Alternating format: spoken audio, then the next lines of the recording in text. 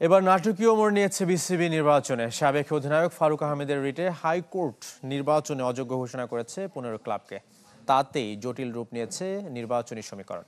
এদিন আব্দুল্লাহ ফুয়াদ রিদওয়ানের প্রার্থিতা বৈধ হওয়ায় নির্বাচন করতে হচ্ছে আমিনুল ইসলাম ও নাজমুল আবেদিনকে। বাছাইকৃত কাঁচামাল ও স্বয়ংক্রিয় ইউরোপিয়ান মেশিনে তৈরি হয় all time honeycomb, all time healthy life.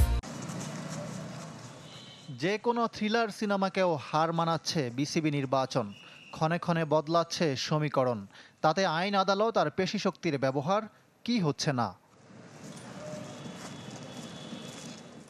Aminul Islam বুলবুল ও তামিম ইকবাল পক্ষের সমঝোতার চেষ্টা ভেস্তে গেছে। বুলবুল পক্ষের আরেক সাবেক অধিনায়ক ফারুক আহমেদ তাই দুদকের তদন্তে নাম আসা 15 ক্লাবের কাউন্সিলরশিপ বাতিল চেয়ে রিট করেন হাইকোর্টে। যা হবার তাই হলো। 15 ক্লাব বিসিবি নির্বাচনে অংশ নিতে পারবেন না বলে আদেশ দিয়েছেন আদালত। এই ক্লাবগুলোর তালিকায় প্রার্থী ছিলেন দুজন, এক্সিওম ক্রিকেটার্সের ইসরাফিল খসরু আর ভাইকিংস ক্রিকেট একাডেমির ইফতেখার রহমান মিঠু নির্বাচনে অংশ নিতে পারছেন না। না, আদালতের অর্ডার আমাদের মানতেই হবে। আদালতের অর্ডার যেই রকমই হোক আমরা সেইভাবেই ব্যবস্থা নিব।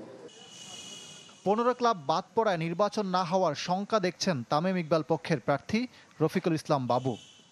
এটা নিয়ে যদি জটিলতা হয় তাহলে ক্রিকেট বোর্ডের নির্বাচনটাই হবে না। কি জন্য হবে না আমি বলে দিই।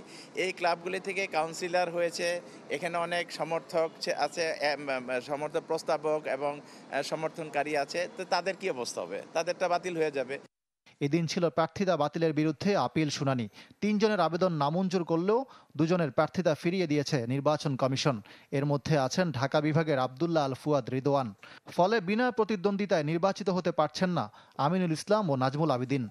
সর্বমোট 5টি আপিল দায়ের হয়েছিল, 2টি আপিল মঞ্জুর করেছি আর 3টি আপিল নামঞ্জুর করেছি। ইকরাম হোসাইন, চ্যানেল 24, ঢাকা।